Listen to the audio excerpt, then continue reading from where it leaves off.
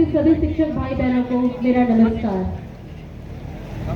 राष्ट्रीय शिक्षा नीति की बात चल रही है तो कहीं ना कहीं शिक्षा की बात चल रही है, और शिक्षा की बात कहीं ना कहीं ज्ञानी से कनेक्ट होती है। तो ज्ञानी के ऊपर मैं दो पंक्तियां कहना चाहूंगी, उसमें शिक्षा की परिभाषा समाहित हो जाएगी, क्योंकि शिक्षा की परिभाषा बहुत सारी दी गई है, लेकिन किसी भी भाषा को नकारा नहीं जा सकता। मैंने दो पंक्तियों में उस शिक्षा की भाषा को परिभाषित करने की कोशिश की है। अगर आपको पसंद आए तो एक बार तालियां जरूर बजाइएगा।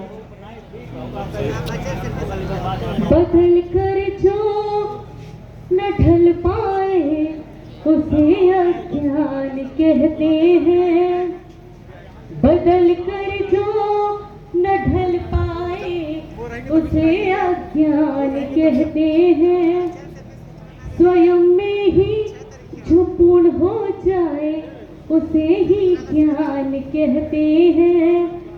स्वयं में ही जो पूर्ण हो जाए उसे ही ज्ञान कहते हैं। यानी ज्ञानी वही है जिसमें पूर्णता का भाव आ जाए। वह ज्ञानी कभी नहीं कहलाएगा जिसमें ज्ञान का अधूरापन रह जाएगा। ज्ञान का, अगर हम ज्ञान की बात करते हैं, हम एक ज्ञानी की बात करते हैं, तो जरूरी नहीं है कि वो एक विषय में विशेषज्ञ हो। वो कहीं ना कहीं कला में भी विशेषज्ञ होना चाहिए, वो कहीं ना कहीं संगीत में भी विशेषज्ञ होना चाहिए, वो ना कहीं कहीं सभी विषयों में विशेषज्ञ होना चाहिए। और आज की जो शिक्षा नीति है वो इसीलिए इतनी अच्छी शिक्षा नीति मानी गई है क्योंकि उसमें किसी पे ना बर्डन नहीं डाला गया है। इसीलिए बच्चों का समग्र विकास हो रहा है, सामूहिक विकास हो रहा है।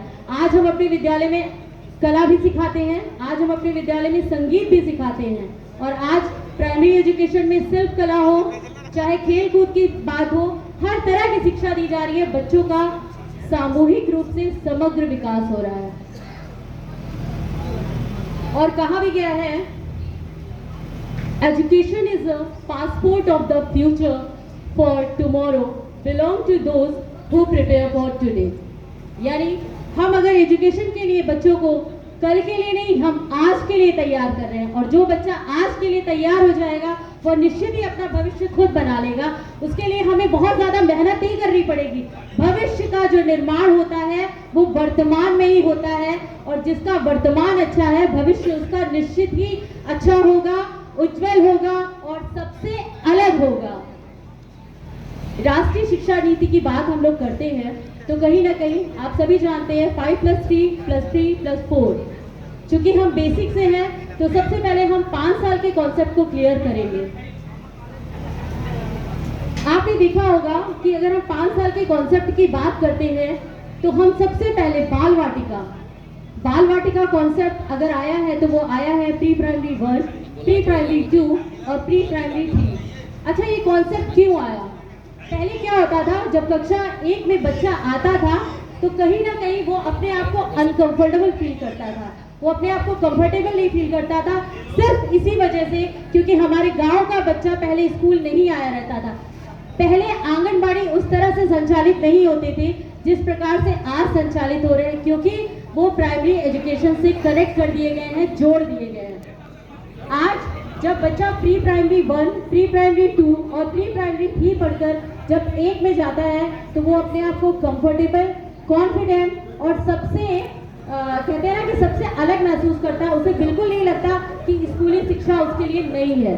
हम लोग पहले कॉन्वेंट से कंपेयर करते थे कि कॉन्वेंट के बच्चे जब क्लास 1 में आते हैं तो उन्हें बहुत कुछ पता होता है, क्यों हमारे बच्चों को नहीं पता होता। कभी हमने ध्यान नहीं दिया कि हमें सबसे पहले अगर किसी शिक्षा पर जोर देना था तो वो आंगनबाड़ी की शिक्षा पर जोर देना था।